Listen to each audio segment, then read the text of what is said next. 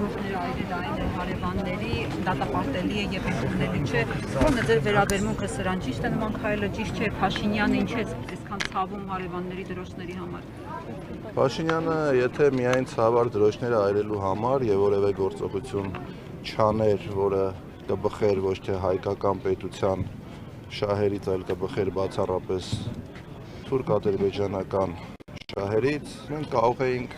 այդ հայտարարությունը դիտարկել որպես երկրի ղեկավար, որը պարտավոր է պահպանել ամեն դեպքում հարաբերությունները հարևան երկրների հետ։ Բայց այս իրավիճակում Փաշինյանի խոսքերը տեղավորվում են այնտեղ, որ ինքը հերթական անգամ սպասարկում է ավելի եռանդով թուրք-ադրբեջանական շահերը, քան հայկական շահը։ Պարոն Վանեցյան, քանի որ դուք Նիկոլ Փաշինյանի հետ աշխատել եք, ուզում եմ իմանալ, այդ սպասարկումը եղել է 18 թվականից, թե 20 թվականից հետո։ Փոխվել է։ Ես 19 թվականի սեպտեմբերին երբ ներկայացրել եմ հրաժարական, հստակ խոսել եմ հրաժարականի պատճառների մասին։ Ես այն ժամանակ չեմ տեսել, որ նման քայլեր իրագործվում է, բայց մարդ, ով տիրապետում է մի քիչ ավելի շատ տեղեկատվության եւ վերլուծելու ունակություն ունի, հասկացել եմ, որ այո, մեր երկիրը ցավոք սրտի գնալու է այն ճանապարհով, որով գնացել ենք, բայց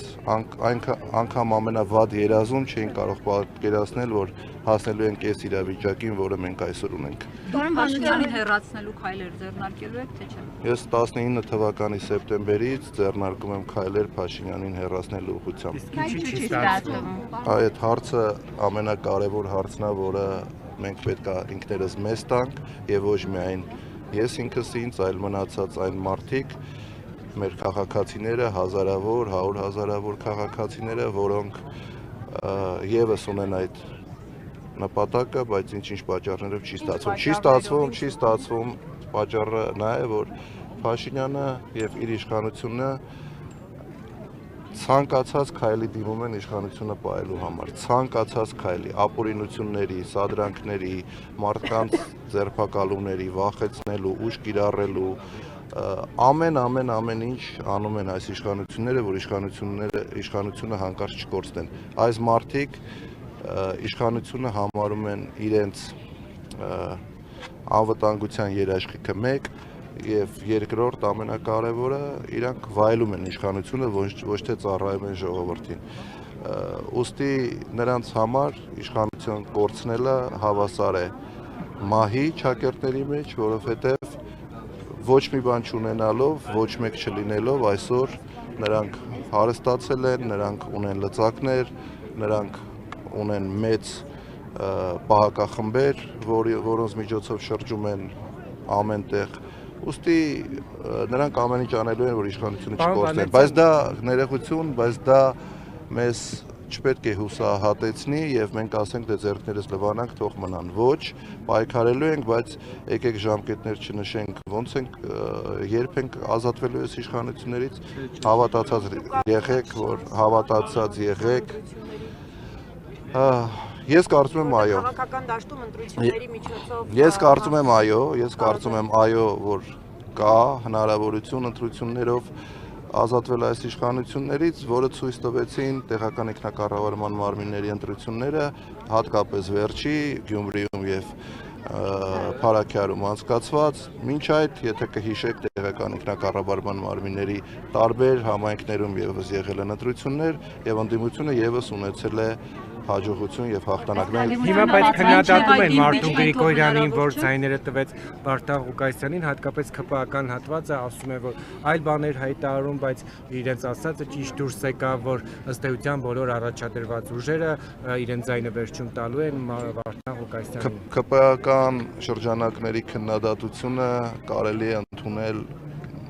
որպես ինչ-որ լավ բան, ոչ թե վատ բան, բայց ինչ վերաբերվում է Գյումրու ընտրություններին, Մարտուն Գրիգորյանը այդ առիթով հանդես է եկել մանրամասն հայտարարությամբ եւ բացատրել է իր դիրքորոշումը, որը ես ամբողջովին կիսում եմ։ Ձեր քաղաքականությունը պատրաստվում եք 26 թվականի ընտրություններին։ Փայլակ ջան պատասխանեցի նոր այդ հարցին։ Պարոն Բաղդասարյան, դուք սպասում եք 2026-ի հերթական ընտրությունների impeachment-ի հնարավորություն։ Ես ասել եմ, որ չբացառելով փողոցային պայքարը եւ մնացած գործիքները, որով հնարավոր կլինի հեռացնել այս իշխանություններին, ամեն դեպքում որպես քաղաքական ուժ մենք բոլորս պետք է պատրաստվենք 26 թվականի ընտրություններին։ Բայց նորից եմ կրկնում, առանց բացառելու փողոցային պայքարով կամ impeachment-ի միջոցով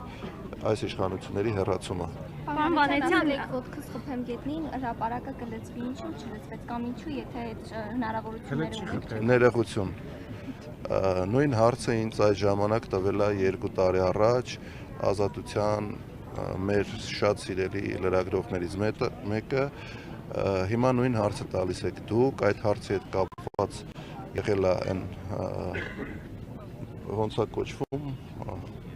փաստերի ստուգման հարթակը, որը ինձ գիտեք իմ նկատմամբ ինչ վերաբերմունք ունի, արել է մանրամասն մեկնաբանություն եւ ցույց է տվել, որ դա իշխանական քարոզչամեքենայի հերթական սուտ տեղեկությունն է։ Պարոն Վանեցյան, Ես նման բան չեմ ասել։ Կապված մի բան է ձեզ հարցնեմ, ամեն դեպքում քվեները ապահովեցին ընտրվեց, բայց իշխանական հատվածից ասում են, որ այդ համագործակցությունը չի լինի, քանի որ կոալիցիա չի, այսինքն ուղղակի աջակցեցի եւ այդպես նրան ընտրեցին, այսինքն դուք ինչ եք կարծում, կհաջողվի դիմադիր ուժերին կամ կա այդ քաղաքական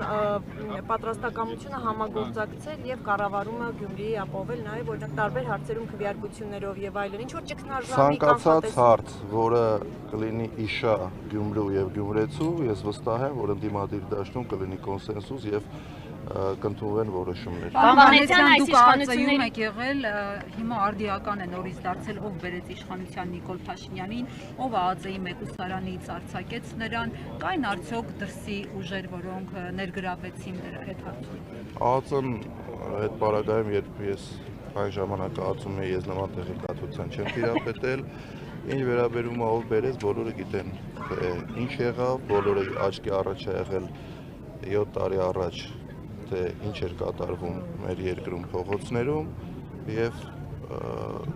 ստեղծվեց մի իրավիճակ, երբ Նիկոլ Փաշինյանը կարողացավ վերցնել իշխանությունը։ Բայց ինչ են Ջայրանների թիմակիցները մեղադրում հանրապետականին այդ Ես այդ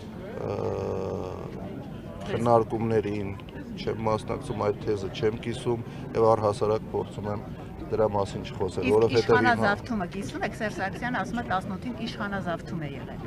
Որպես քաղաքական գնահատական այո, որպես իրավական գնահատական ոչ, որտեղ ես մշտապես քաղաքական եւ իրավական գնահատականները տարբերում եմ։ Շնորհակալ եմ բոլորիդ, լավ եղեք։